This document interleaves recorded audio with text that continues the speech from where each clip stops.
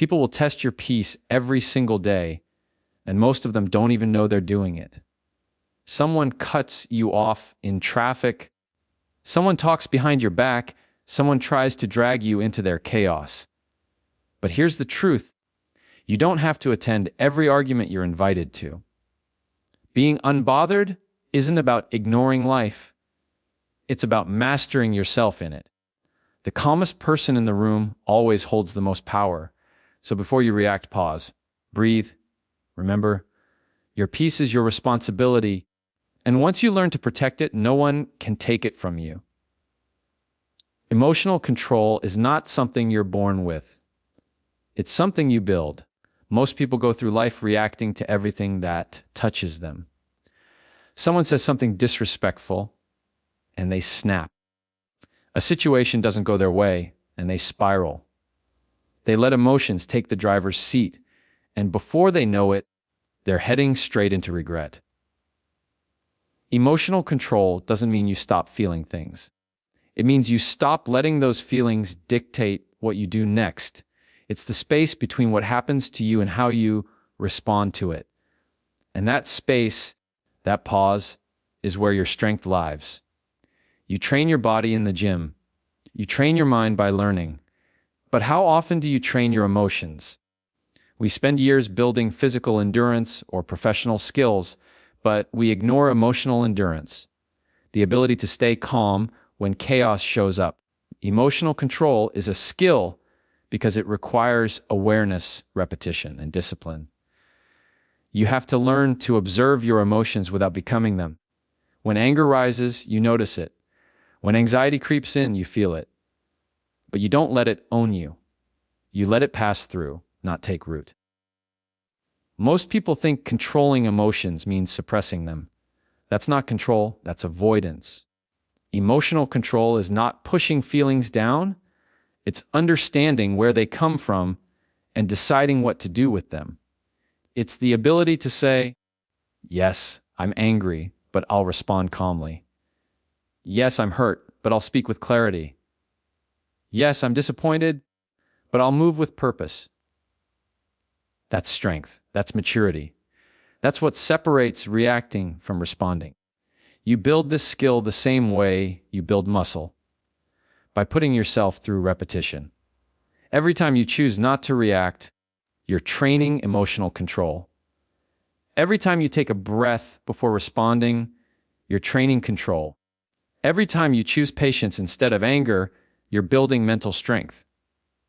Emotional control isn't a one-time decision. It's a daily practice. You don't just wake up emotionally strong, you become emotionally strong by choosing to show up calm in moments that test you. Think about how easily we hand over our peace. Someone cuts you off in traffic, your heart rate jumps, your jaw tightens, and you carry that anger for hours. Why? Because someone else's action dictated your emotion. Emotional control means learning that your peace is not a gift you give to others, it's something you protect from being taken. When you let others control your emotions, you're giving them power over you. You're saying, you decide how I feel today. But when you take control back, you decide, you can do what you want, but you won't get a reaction out of me. That's power. That's self-mastery. It's not easy. There will be moments when you'll want to react, when every part of you wants to fight back, argue, or defend. But every time you resist that impulse, you get stronger. It's like resistance training for the mind. Every negative situation becomes an opportunity to practice control.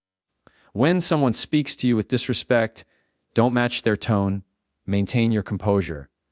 When life feels unfair, don't panic, stay steady. When you feel triggered, don't explode. Observe. Each time you do, you build emotional muscle. Emotional control is also about awareness. You have to understand your triggers. What kind of words or situations make you lose control? What insecurities get activated when someone criticizes you? Once you identify them, you can prepare for them. You can pause when you feel them rise instead of reacting automatically. That's what it means to be emotionally intelligent. to understand yourself enough that you no longer let situations pull you around like a puppet. You see what's happening inside you, and you choose what happens next. Another key part of emotional control is detachment, not from people or life, but from the need to always be right, to always have the last word, to always defend your ego. When you let go of that need, your emotional balance grows. You stop taking everything personally. You stop assuming that every comment or behavior is about you. You realize that people's actions reflect their state of mind, not your worth. When you truly understand that, emotional control becomes natural. You stop fighting to prove yourself and start focusing on protecting your peace. The truth is, the world doesn't slow down for anyone. People will test you. Situations will frustrate you. Emotions will come like waves, sometimes calm, sometimes violent. You can't stop the waves, but you can learn how to surf. That's emotional control. It's not about controlling the world, it's about controlling yourself within the world. The calmer you stay, the clearer you think. And the clearer you think, the better you act. The better you act, the more peace you create. When you begin to master emotional control, people notice. They'll try to provoke you and fail. They'll expect you to react, and you won't. That's when you become dangerous in the best way possible, because you're untouchable. The world loses its grip on your emotions. You start moving differently, thinking differently, leading differently. You stop being driven by impulse and start being guided by intention. That's what emotional control gives you. The ability to lead yourself no matter what's happening around you. You can start practicing this today.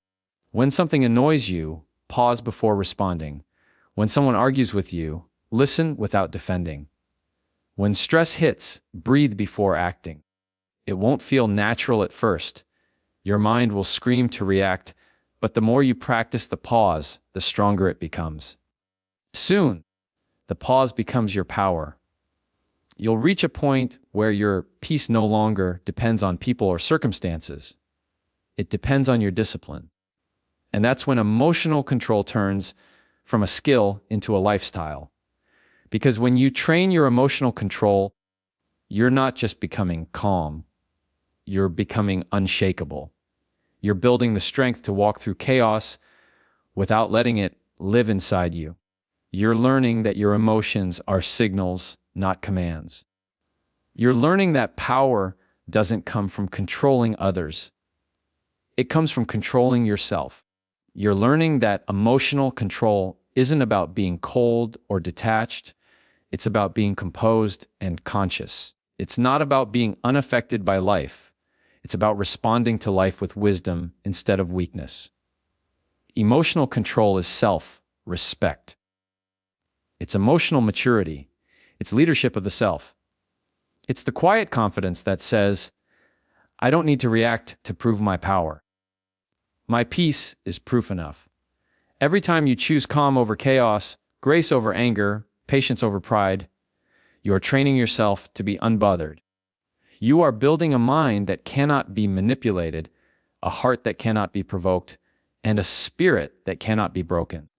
That is emotional control in its purest form. Silence can be your strongest response because silence speaks from a place that words can't reach. Most people misunderstand silence. They see it as weakness, as surrender, as a lack of courage to speak up. But real silence, the kind that comes from control and confidence, is power in motion. It's the ability to let someone throw their chaos at you and not let it land. It's standing firm in your truth without needing to convince anyone else of it. When you understand silence, you stop wasting energy trying to explain yourself to people who are committed to misunderstanding you. You stop fighting battles that drain your peace and start choosing peace over pointless arguments. Silence doesn't mean you agree. It doesn't mean you're avoiding confrontation. It means you've chosen to rise above the noise. It means you know when speaking will create change and when it will only create conflict. People who are reactive speak to release pressure. People who are grounded stay quiet to maintain clarity. Silence allows you to process before you respond, to think before you react. It gives you a moment to see things as they are, not as your emotions paint them. In silence, your thoughts settle and clarity rises. You start realizing that not every opinion deserves your answer, and not every situation deserves your presence. In a world where everyone wants to be heard, silence becomes rare. And that's why it's powerful. The louder the world gets, the more strength there is in stillness. When people throw negativity your way, your silence frustrates them because it takes away their control. They expect you to argue, defend, or break down, but your calm becomes a mirror showing their chaos. The moment you stop reacting, they lose their grip. That's when you realize silence isn't emptiness, it's strategy.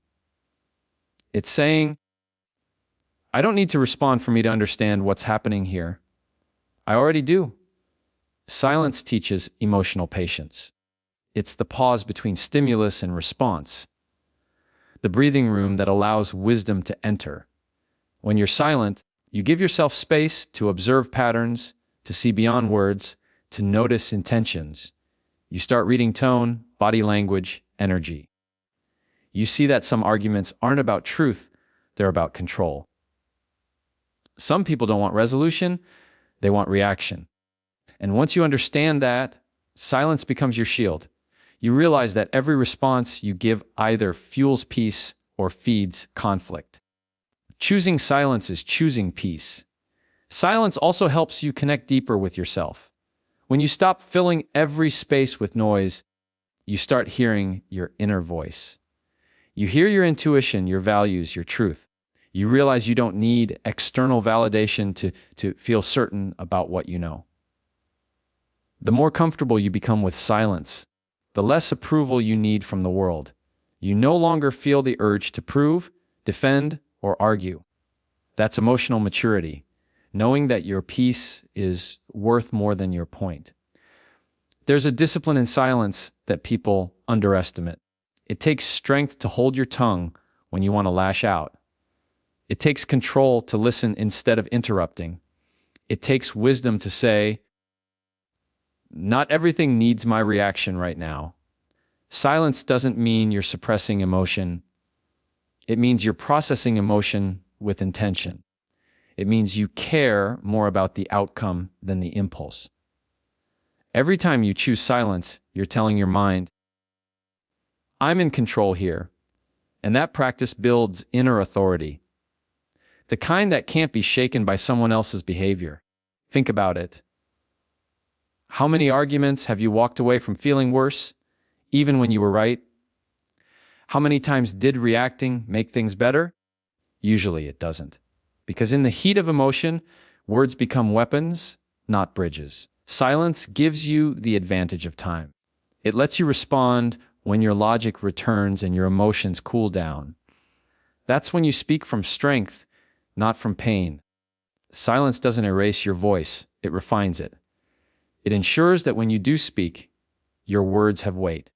There's also a peace that silence brings in relationships and conflicts. You learn to let people reveal themselves. When you stop defending and start observing, you see who they really are. You see who respects your calm and who tries to disturb it. You see who values peace and who feeds on drama. Silence becomes a filter. It separates those who understand your stillness from those who mistake it for weakness.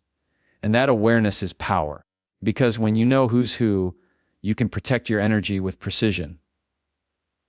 Silence doesn't just protect your peace, it elevates your presence. People notice the one who doesn't react, the one who stays calm when others lose control, the one who listens, pauses, and then responds with clarity. That's presence, and presence commands respect. You don't have to raise your voice to be heard. You just have to carry a calm that others can feel. That's the kind of energy that influences without forcing, that leads without shouting. And silence teaches humility. It reminds you that you don't always need the last word, the final say, the validation of being right. You learn that peace is worth more than pride. You learn that letting things go doesn't make you weak. It makes you wise. You understand that silence doesn't close doors. It opens them to better conversations later, when emotions have cooled and minds are ready to listen. There's a quiet strength in being unbothered, and silence is its language. When you can walk away without resentment, when you can stay calm while others lose control, when you can choose to be still while others seek to provoke. You've mastered one of life's most powerful skills. Because silence isn't about winning or losing, it's about maintaining self-respect. It's about choosing peace in a world addicted to noise. It's about understanding that sometimes saying nothing says everything. Detach without disconnecting means learning how to care without carrying everything on your shoulders. It's understanding that you can love people, support them, and show up, but still protect your peace. Too many people think detachment means coldness, apathy, or indifference. It's not. Detachment is emotional discipline. It's saying, I can be involved, but I don't have to be consumed. It's being able to stand in the middle of chaos without absorbing it. It's being present without being pulled. When you learn to detach without disconnecting, you stop confusing empathy with emotional exhaustion. You stop trying to fix what was never yours to fix, and you start focusing on what you can truly control: yourself. When you're overly attached to people or outcomes, your emotions become a roller coaster that others control. If they're happy, you're happy.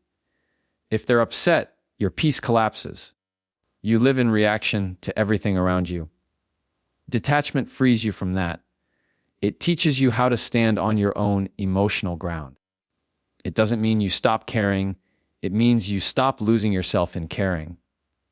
It's the balance between compassion and boundaries, between love and letting go. You can offer help, but you don't need to rescue.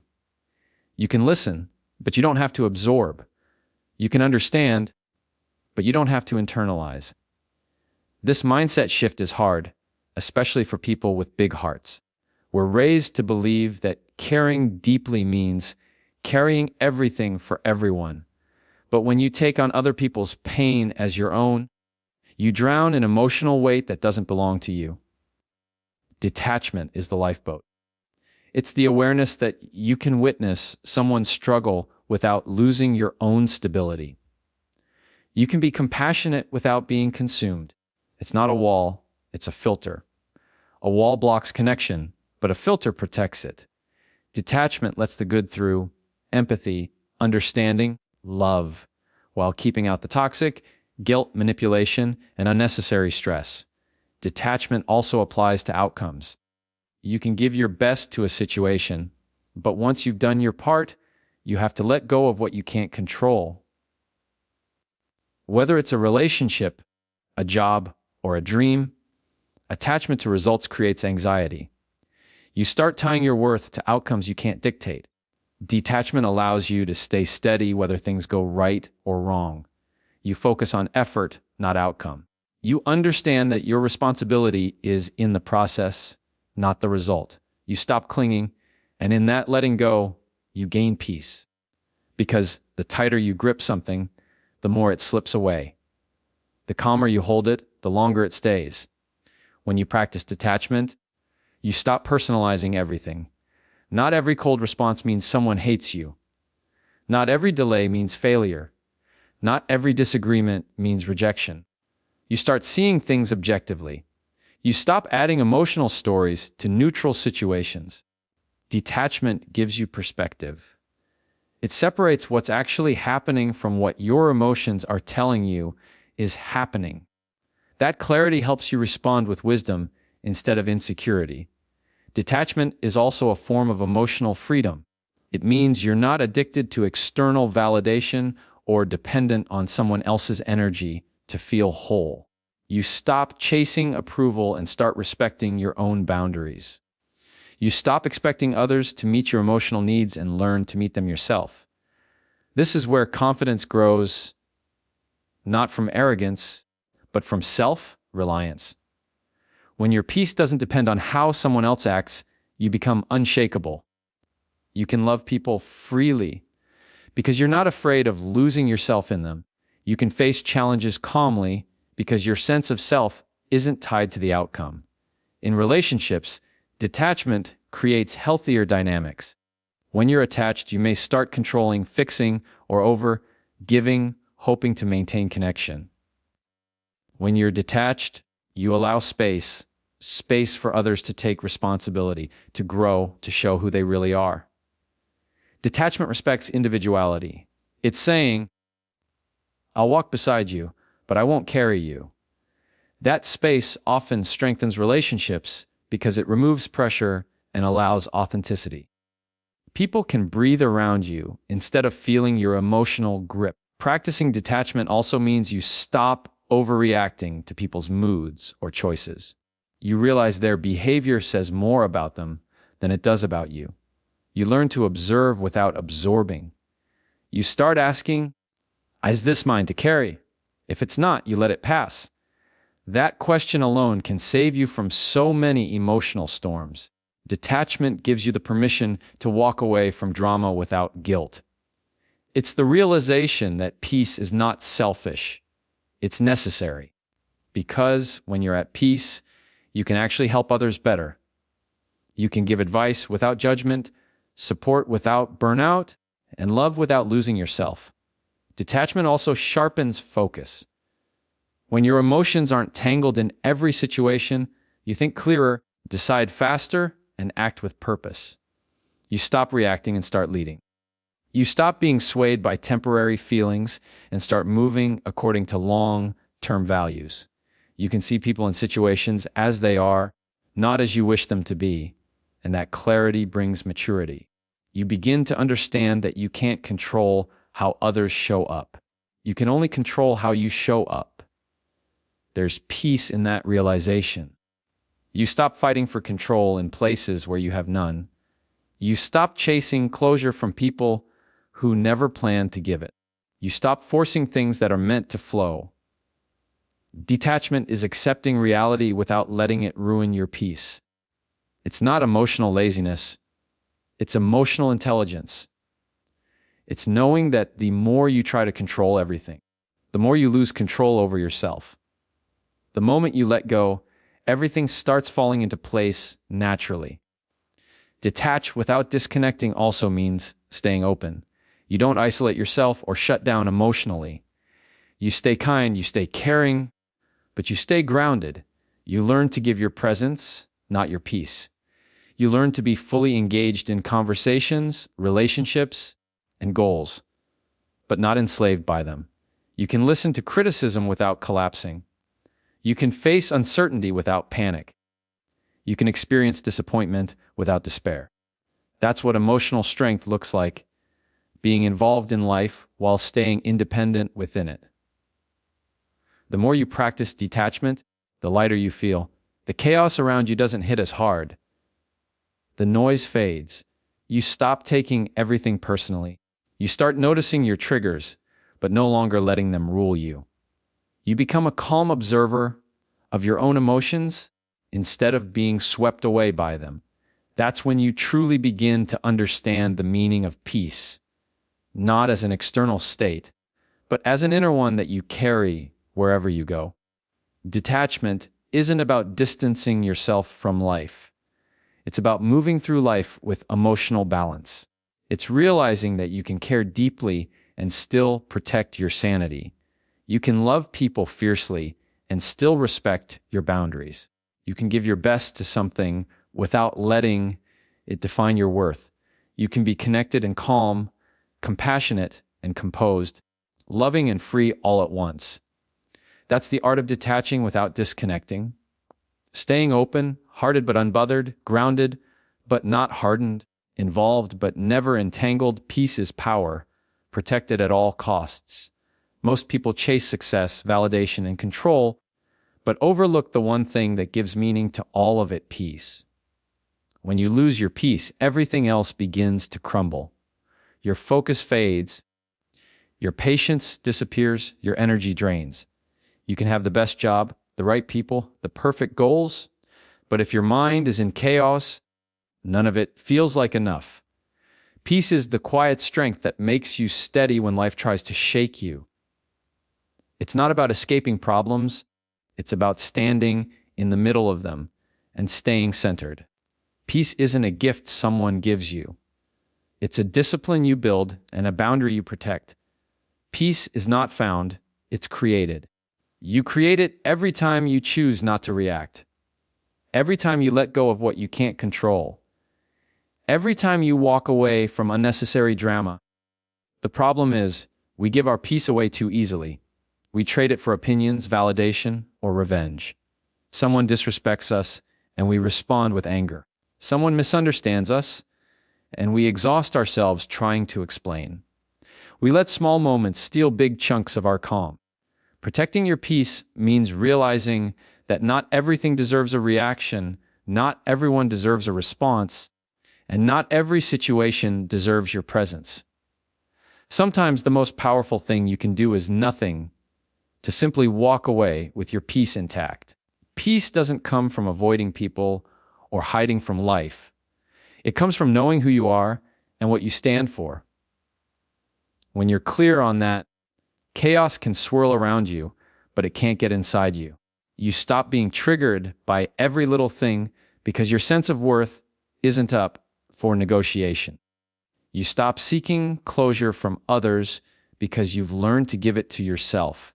You stop explaining your boundaries because you realize that peace doesn't need to be justified. It's not arrogance, it's alignment. Protecting your peace means choosing what deserves your energy and what doesn't, and doing it without guilt. Peace is powerful because it keeps you in control. When you're at peace, your thoughts are clear, your words are measured, and your actions are intentional. You stop being reactive and start being responsive. People who are calm in chaos are the ones who lead, influence, and inspire, not because they shout the loudest, but because they carry an energy that others can feel. That's what peace does. It commands respect without demanding it. It makes your presence felt without saying a word. When you protect your peace, you protect your power. But peace takes effort. It's not something that just happens. It's something you fight for daily. You have to learn when to engage and when to let go. You have to know when to speak and when to stay silent. You have to be honest about what disturbs your peace. Whether it's a person, a pattern, or a habit, and then have the courage to make changes. Protecting your peace sometimes means disappointing others to stay true to yourself. It means saying no when you'd rather avoid conflict. It means walking away from people who bring noise to your life, even if you care about them deeply. Because peace isn't free. It costs you comfort, but gives you clarity. People will test your peace. They'll try to pull you into arguments, provoke reactions, or make you feel guilty for setting boundaries. Don't fall for it. The more peaceful you become, the more your calm will irritate those who thrive on chaos.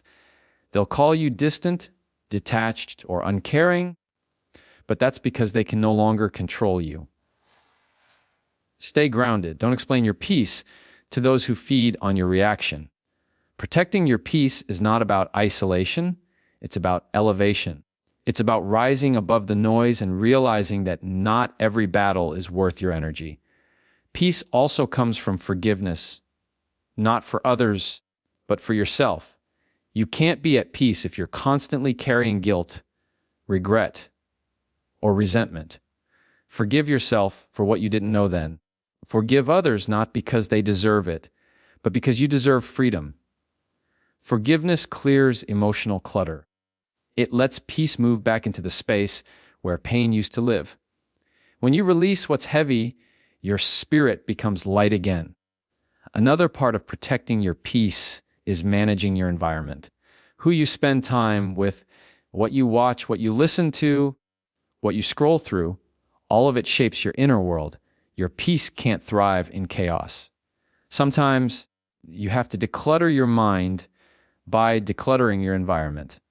Protecting your peace means being intentional with your time, attention, and energy. You start valuing quiet mornings, honest conversations, and meaningful solitude more than constant noise. You start realizing that being busy isn't the same as being fulfilled. Peace also requires acceptance. Acceptance doesn't mean you agree with everything.